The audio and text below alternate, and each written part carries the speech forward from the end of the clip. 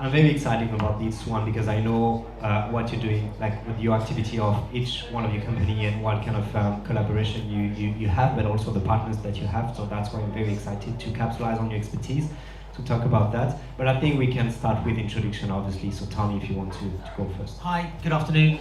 I hate being after a panel with Seb and Yak because those guys are just legends and explain this market so brilliantly. So thank you if you're still here. So my name's Tony Pearce. I'm the CEO and co-founder of a games company called Reality Plus.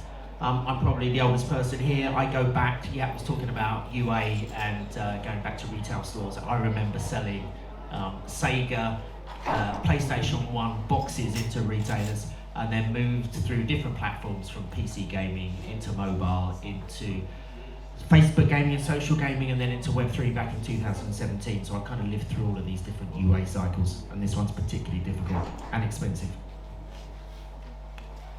My name is Lucas. I'm the Chief Product Officer and co-founder of Helika. We're a data analytics and infrastructure company.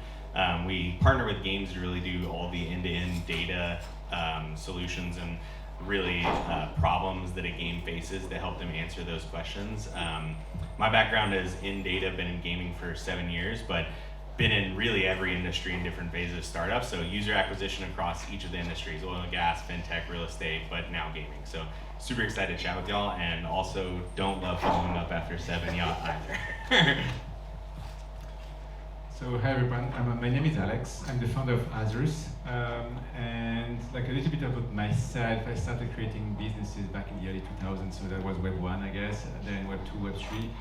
4 exits so fast. So far, Azures was acquired a couple of months ago by Nimoka Brands, so that got a little bit of press and coverage. I hated the price of the Mega Drive boxes, way too expensive. I got to say that.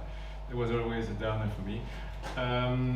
My background is quite diverse, but for the past 8 years, I spent my time focusing on Web3 and streaming, which led to the creation of Azures. We do, in a nutshell, we do playable ads on streams. Our ads are not just simple ads, they're actually dApps where the audience gets rewarded in tokens, either our tokens or our partners' tokens. Leading to quite a very unusual and new way of generating UA for our partners. So pretty why I'm on the panel today and what we're going to be talking about, I guess. That's exactly what I love this panel, because we have a diversity of panelists doing a lot of different things, but with the main focus, which is acquiring more users in different ways. So obviously I will capitalize on your expertise, but as I said, the partnership that you had for the past years, month. And starting with you, Tony, you helped the BBC to build an experience within the sandbox. And can you tell us more about it? How did the BBC want to use the different shows, brand they have, like Doctor Who, in the digital space of the sandbox? Yeah, okay, so this kind of crosses over into the UA part. So as I mentioned, my background is video games. I've run many games companies, and I'm a big fan of bringing brands into the platform. I kind of agree a bit about what the other guys were saying in terms of user acquisition and how it's very different in the Web3 world. But if I go back to when I started this company, which was back in 2017, we were very early, very pioneering moving into Web3, and I took my experience in traditional video games across into Web3 and loved the fact that you could tokenize some of the in-game items for my game and offer them as digital collectibles. That became known as NFTs, right? The word NFT didn't even exist when we started, but that thought of player ownership was quite incredible.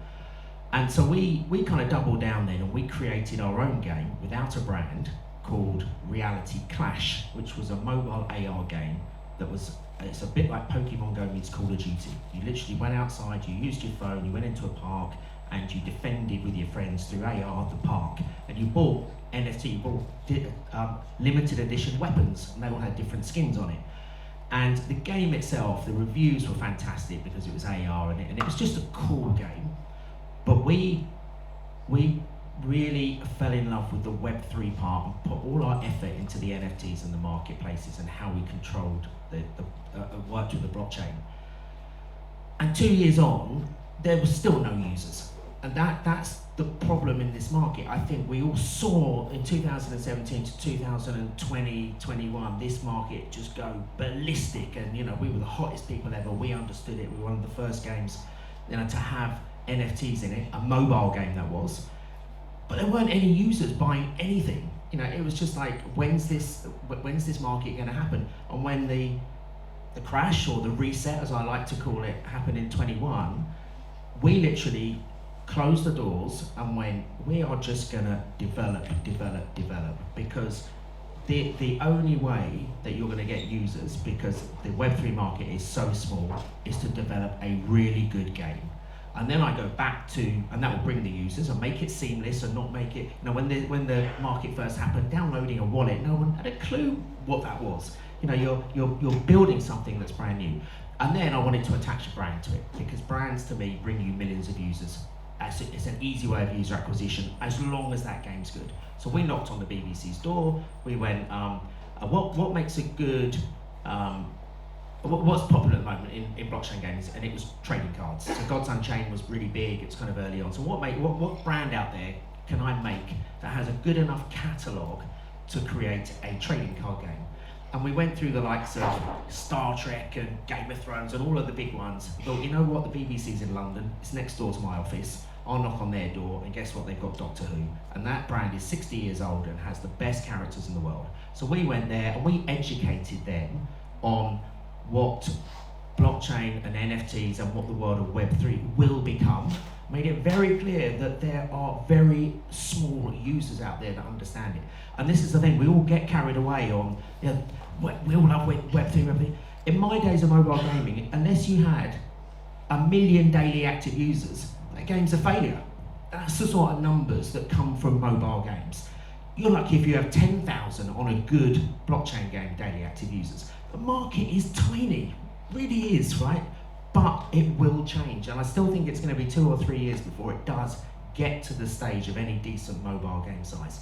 So it's up to us, the indies, to create a really good game, bring in a brand, that brings me millions of users, because there's millions of Doctor Who fans, and then make it really seamless.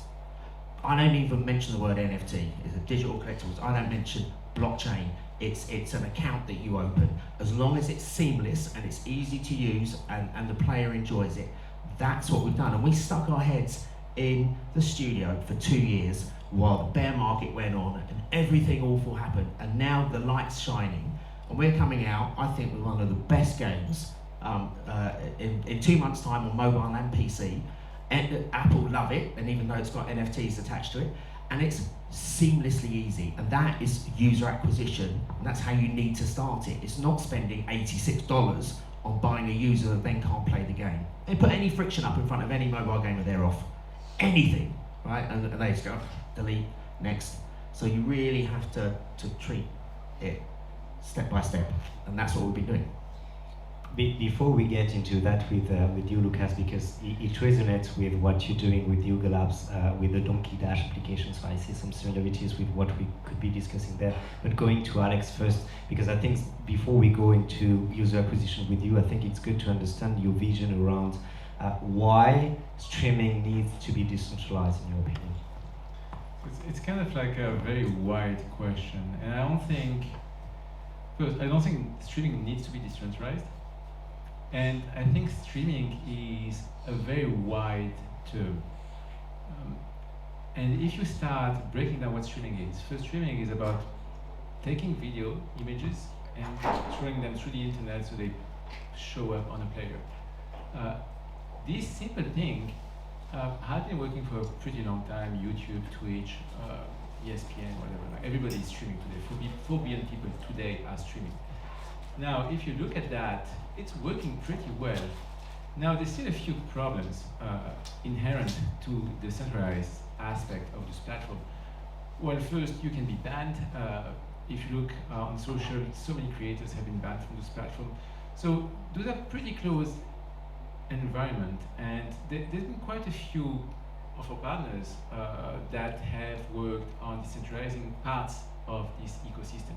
And like I said, it's a very wide ecosystem. It's not just about sending video through a pipe. It's also how do you build a social layer over it? How do you build interaction over it? How do you create communities around it? I want to give a shout out, for instance, to LivePeer. LivePeer has been fantastic at creating a distributed network, like a chain of GPUs to create distributed encoding. That's a way of distributing streaming. But what I want to get at and to highlight is how, if you look at streaming from the perspective of creators, really like creator streaming, like think about the Pokimane and Ninjas of this world. What's really unique about a creator is his audience and the connection he has with them. So earlier with the panel, Yat mentioned a lot about how social proof is essential to Web3 and how it's about which badge, which NFTs you have prove who you are and what you care about. You are seeing here existing massive audiences of fans brought together live. And this is really what got our attention at Azure. We're like, those hundreds of thousands of people watching the same content at the same time and paying attention to that person. It's one of the densest examples of social interaction on the internet. So maybe actually the question wasn't good. It shouldn't be, should streaming be decentralized? It should be more like, should streaming be permissionless? Like how you built. That's exactly what I was getting from. Yeah, no, but I understood. Yeah. So permission is one thing, so yes, and then permissionless has also many facets. You have permissionless of being able to stream yourself, because imagine you have built that community of hundreds of thousands of people and somebody decides that, hey, you know what, you're not welcome on that platform anymore, you lose that connection. It has happened over and over. And some great streamers have lost meaningful, like 90% of their audience in the switch. So it's about really keeping that connection, but also leveraging it. One of the things that we're doing right now with some of our partners is leveraging those networks, those streamers and their audiences to airdrop tokens straight to the audience through the screen. We add a wallet on top of the video. We add simple, very ultra simple mechanics to basically claim a token right there on the screen. And so this is a new way, an interesting way to capture and to interact with existing communities, and simply to find new path to seed interest and say, hey, you guys are watching this creator who streams sim racing. You may want to try economies. It's a great sim racing game, by the way. This is Dr. Jonathan if you have never met him. But like, this is exactly the type of connection that can happen, because we're talking about social layers. And social layers are the reason Web3 really exists. It's about being part of a community, owning an NFT, owning a token, and being involved. Lucas, to you, and based on what you do as well, so using KPIs, data to evaluate user acquisition, that's not new in gaming, although now that we have something we call on-chain data, why we should care about that, why it's important for a game to capitalize on that to measure retention and engagement within a game. Yeah, that's actually a great question. So measuring attribution is not a new phenomenon, but to be honest, I don't think a lot of Web3 games are doing that particularly well yet. But bringing in the on-chain data, the reason it matters is typically the reason you're measuring, like finding attribution and then measuring retention, engagement, monetization is because you have a break-even point on your user acquisition costs. It's not fun to say, but games are unit economics. It's like, hopefully you got to make it fun for the unit economics to ever bake out, but it's how can you make a customer worth more because they want to be than they cost you to acquire. And so on-chain games adds a second element to that, which is it's not just in-app purchases and game purchases that actually add to the LTV. If you acquire a customer for, God forbid, $89, I strongly discourage anybody from acquiring a customer for that. But if you acquire a customer for $89 and then you total up all the in-app purchases over a 6-month period, you might get a couple $1 transactions, so you're going to be shy. But what if they bought a $5,000 NFT or a $500 asset? Pretty quickly, you can get into positive ROI And if you neglect the on-chain aspect of that, you're looking at like half of the user, whereas the person in the world of Web3 is kind of hybrid. There's on-chain data, there's in-app data, there's gameplay, and so I think baking in all of that and understanding what that means for retention as well. So just because a person hasn't logged into your game doesn't mean they're not an asset holder and somebody who wants to see the community win, as well as engagement. If you're looking at only gameplay data and not looking at the frequency that they're providing liquidity to the market or trading your assets, you're really missing a very big part of the picture, and that's really our approach with you guys. We give them holistic support across all their analytics and also into optimization. So finding where users come from, which users are the best users, and how to make more of them, and then also how to scale that experience for them, combining all of their on-chain assets, which is a massive portfolio, and then also their in-game data as well. Maybe it might be a part of the next question, and so your next answer as well, because one of your partners, Yuga Labs, especially Bored Ape Yacht Club, they are releasing more and more games, and how do you help them? How do you try to help them through the different games they're releasing? Yeah, I mean, we honestly help with everything. So from writing the taxonomy for the game so that you can make sure you can measure things appropriately, to attribution, so they use our attribution tooling to see where people come from into their game, all the way down to like economy optimization. So what should somebody earn for certain types of gameplay and making sure things remain balanced. So we help them across the board, and really it's going deeper than that. They're actually one of the first customers we had, and they're signed up for our AI optimization, which we'll be rolling out around GDC, which will allow us to programmatically optimize games and segment user experiences, honestly, programmatically. So super excited about that. Awesome. I will be at GDC, so I will have a closer look to it for sure. For you, Tony, you expanding the universe of Paul Frank with digital twins. What digital twins mean to you? How is it aimed to help IPs, in your opinion?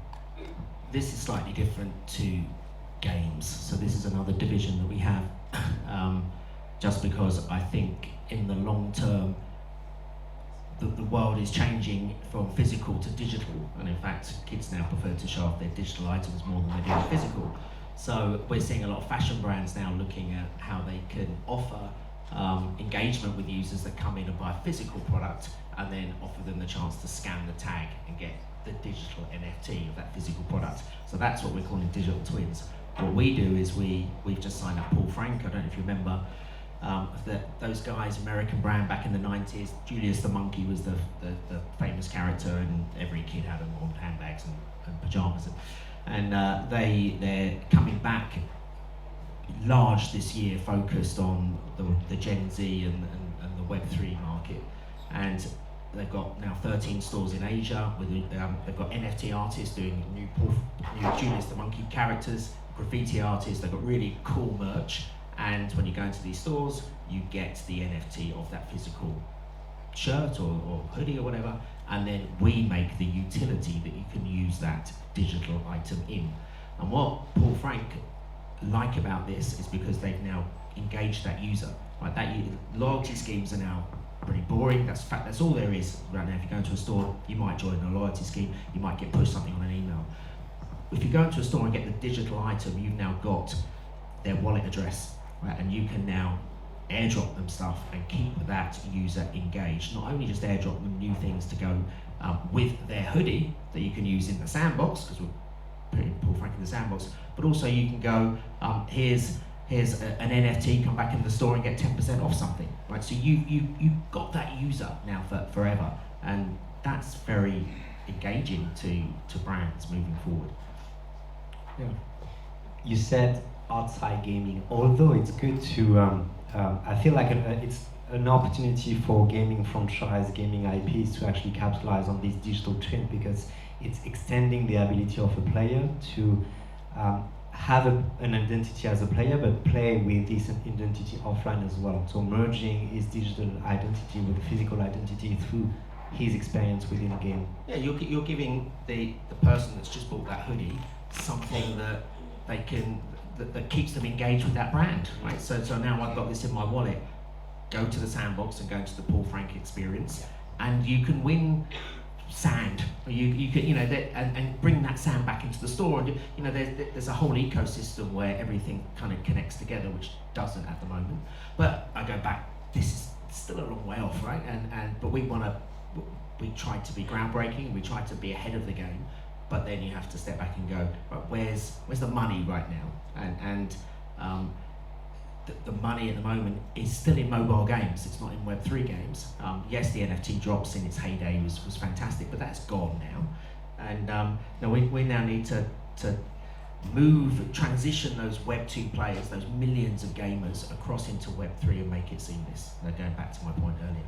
And we partner with, going back to how difficult it is and frustrating, just not understanding wallets and not understanding anything. When you sign up on Doctor Who today on the website, you put in your email address and a password, and an account is created. That account is actually an Hedera blockchain wallet. So we partner with them as our exclusive chain and wallet provider.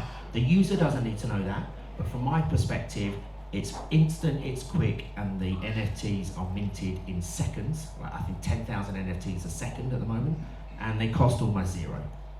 User, again, doesn't need to know that, but it's seamless, right? Their account is now an NFT wallet. Guys, feel free to jump on each other questions or responses, sorry. But Alex, you said it, you got quite a lot of coverage after the acquisition of Animal Brands for Azaris. How do you aim to capitalize, to leverage all the gaming IPs they have in their portfolio with your product? That's a great question. That was clearly one of the reasons that we thought that collaboration was interesting, because obviously Animoca has invested or has connection. I don't know, 400 plus. I've kept track. It's just way too many. But all these game developers, these IPs, are maturing, and I think 2024 is going to be a very interesting year. Because we've seen. Every week I'm seeing new demos of new games that are close to being released that are getting into AA, if not AAA level of quality. And this is kind of phenomenal. So you really have that range where you see on one end extremely degen Web3 native experiences that are coming out of that portfolio, alongside games that come really from the other side, more like from the more traditional, but like onboarding traditional gamers. I think both are phenomenal, and in the middle of this space, we have access to a huge audience of gamers. It's as simple as that. So we're basically developing a new playbook here on what does it mean to use streaming as a means to tap into these communities and to expose them and maybe plant a seed of what this game is about, educate and ultimately get them to play the game. And I'm super inspired by the fact that you have these communities, those 100,000 people that can have the same experience at the same time and learn about the game, earn a token right there on the screen without having to even have a MetaMask. We provide them with a custodial wallet. So we get them the first bite in the apple. We set them up and send them to our partners to then start playing the actual game. So this is going to be, I feel like we're still very much at the beginning because UEFA Games, very, very new. Congrats on the fundraise, by the way. Like 2 days ago, when the whole It's been up for a while, but announced 2 days ago, yeah. I'm just taking it for face value. I believe it when I see a PR on the day. So, but that's just proving that, just like, when we moved from cartridges like Mega Drives to digital PC to mobile, every step of the way, we changed the way we distribute content and we changed the way we market and get people to become aware of this content. And this is something that I think is going to be one of the big pieces on driving awareness and education and getting folks to ease in that new space of Web3 games. Actually, on that, again with you, and again around this sense of permissionless we talked before. I have this experience while I was working with Kia Motors. They were sponsoring the LAC, so using the League of Legends IPs. It was such much difficulties, a lot of difficulties to create content around that IPs, a lot of restrictions, I would say, to use that IP and create content and engage with the streamers as well. You are Animoca Brands now. We understood, we just saw Yat explaining again the vision of Animoca Brands, so permissionless, building something together, partaking the network effect. Being a part of it now, do you see streaming changing towards more opportunity for streamers, brands to actually create this be a part of this network effect and actually get money from it by creating content with everyone? I mean, totally.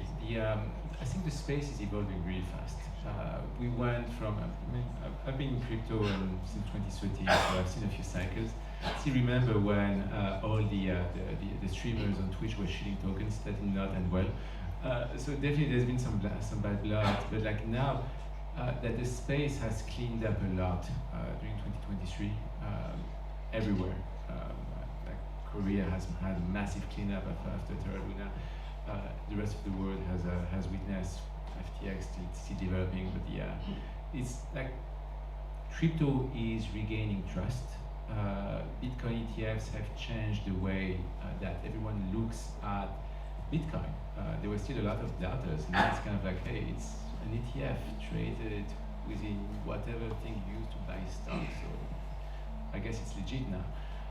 And this is generating a lot of change of attitude across all streamers, all influencers, and I'm talking about the non-crypto KOLs. Those are very different, specific niche. They've always been on it. I'm talking about everyone else. I think the next couple of years are going to see a lot of changes in the way that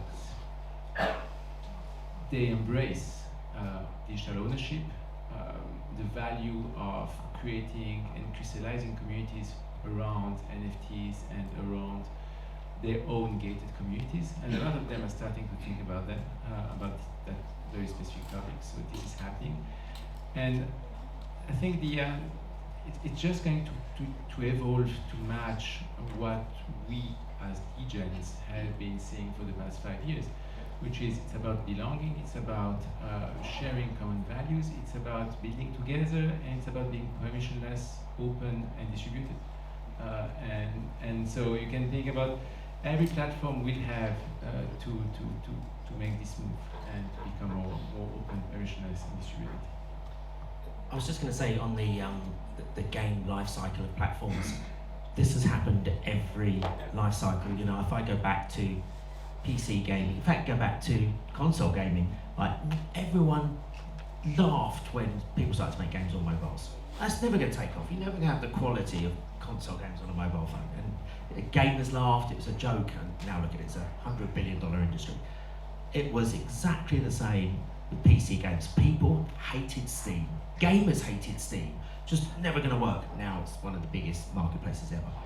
It's Facebook gaming. You know, when the Farmville was out, you know, all of those classic people laughed, it's never going to happen. It happens in every transition of gaming, and Web3 is just the next transition, and it will happen, there's no doubt. And games companies hate these transitions because they're stuck in this old-fashioned way, and what happened with mobile games, the big classic games companies like Activision and EA, which were late in the game, bought their way in. You know, they went and bought the biggest company in mobile games to suddenly be there. They had to wait until the industry was worth enough money for them to be bothered, and eventually it gets there. So they buy their way in, and that's what's going to happen with indies now. The big games companies will buy really good, independent Web3 games companies when it's worth their while, when the market is there.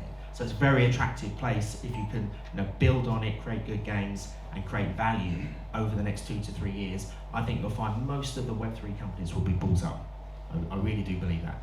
And these transitions happen every time. It's just not unusual. I just want to add one point here, because Tanya, I like what you're saying, but I think the traditional gaming companies just do not realize today what's special about Web3. When you play Dookie Dash, it's a runner, but it's not about Dookie Dash. It's the fact that you're playing with the apes. And they're totally missing the point that this is about folks who have something in common and just go do something stupid on the internet. Yeah, I do slightly agree, but I also think that they look at their revenue and their balance sheet and go, it's just too small for us to be bothered with. We know it's going to happen, and let's wait until it happens and let the smaller companies like us build it, make it happen, make it work, and they will eventually get in, like they did with mobile and social gaming, and it will. I know that if you go to a classic games company, they will have a blockchain division. Ubisoft does, right? They do understand it. It's just not core to them yet because they're not used to building community first. No, exactly. But they will buy into that. I think there's actually more to it than that, though. Like, we are working with Ubisoft now, and we've seen Zynga and what they're doing, and a lot of studios are starting to move this direction. I think the thing they're missing to some degree, these major studios, is like, they're thinking of it, they're basing it off of the balance sheets, and the reality is it would be like similar to when Zynga first went to Facebook for free to play, and everybody thought that was absolutely nuts. Well, Zynga made off with that one, a $13 billion acquisition. Free to play, there's another classic one. It was easy to go, but giving the game away for free, what's the point? It was crazy, but I think that's the nuance that people are missing, is like Web3 doesn't just provide a great ecosystem for game economies. It's like IDFA, when it went away, all the major studios lost their mind. Their user acquisition costs quadrupled, sometimes went higher than that. And Web3 is kind of an inherent IDFA, like a wallet is unique to a person. You can have multiple wallets, but as long as you have identities consolidation, you can still track users. And so I think that's something that's missing from these like traditional studios' minds. And then also what you guys are doing with streaming, my first startup was an influencer platform. And one of the things I think is really interesting is for a long time that was non-sustainable because people were looking for like one-to-one direct attribution, and it was just impossible. Well, with wallets, if you have, even if they're custodial and minted, it's interesting because you can even start to serve ads relative to the user's interest, because now I know what they've seen, I know what they've liked, maybe I'm mutating the ad to give them the right opportunity. So I just think collectively, like if you're looking at it just at a game and the numbers currently, yeah, it's not super promising yet for a major studio. If you're thinking about the hurdles you're gonna face as a traditional studio over the next 5 years, and what the future is going to look like, and the fact that everybody wants to be a content creator in Gen Z, then you're either investing in the future or you're buying to keep the past for as long as possible. And I think we're seeing more and more choose to invest in the future, even if they didn't want to at first. Here we are a couple years later, and it's very clear that's the trend. That goes also back to user acquisition, which is this. So user acquisition right now is an absolute nightmare. I've never known anything so difficult for attracting traditional gamers, and this is why Web3 is so exciting, because it's a completely different way of building a community and then everyone bonding together and airdropping and all this stuff. So user acquisition, so if I'm 3 years ago, if I'm advertising through the normal meta channels like anyone else did, or through iPhone or whatever, you'll be spending $1 or $2 and I will be targeting that person spot on. I want to know every Doctor Who fan out there that likes card games. Bang, instant, I've got it, I know my bits. Easy way of advertising. That has completely gone now, right? Completely stopped. You have to sign into everything. Apple won't give you any of the data. That's why acquisition costs are going so high, because you're trying to find that user. And it's almost outpricing. You cannot afford UA as it stands at the moment. Not many companies can afford it. So you have to go outside the box, and outside the box is when you go to big mobile games publishers, they go, well, we've got 20 games in our portfolio and we're just advertised to all of our games, right? It's our games, we can throw them in ads, right?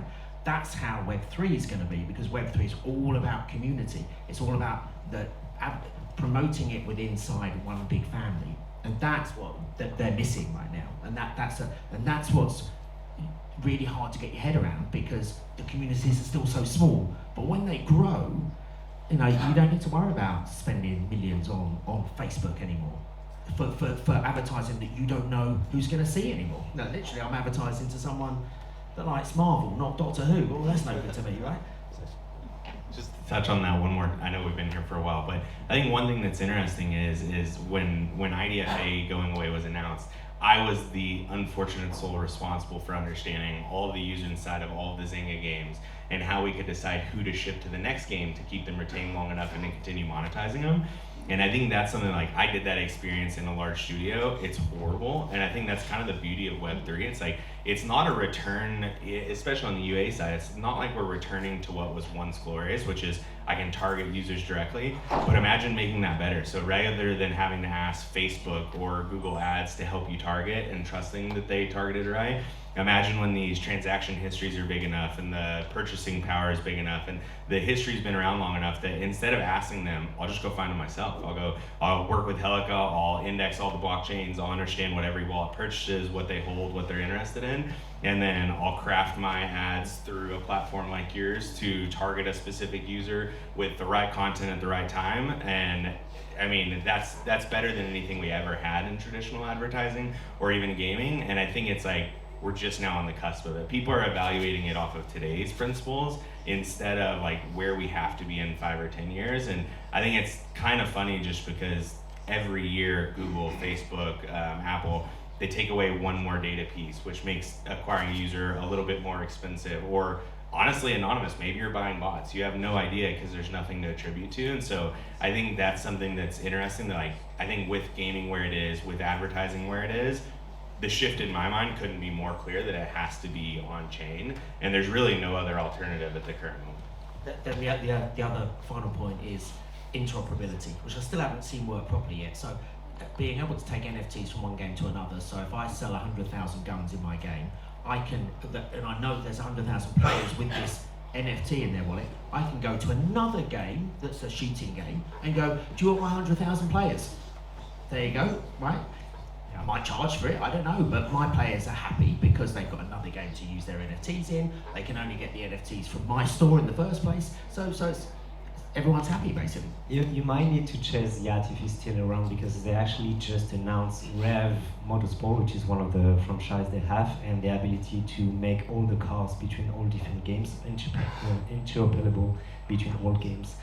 So kind of the thing you were saying about having different digital assets from game one, having some utility to game 2 as well. So guys, love the conversation. A lot to say. It actually anticipates most of the next questions, so it's perfect. Thank you for your time. Thanks for having us. Just taking the time to, thanks a lot, taking the time for the photos. Oh, yes. I almost ran off.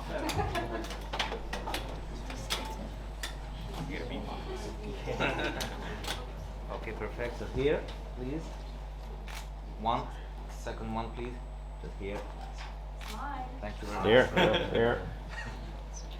Paparazzi. And here, what? Oh, my God.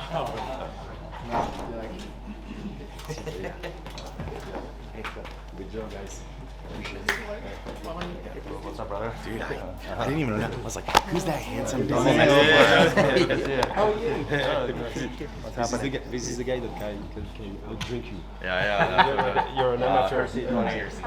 BlackRock. Sorry. He told me like, so don't sorry. eat hard, yeah. If you have something tomorrow, it's not gonna happen. Okay, I hope that everyone is still awake, still interested for the last panel.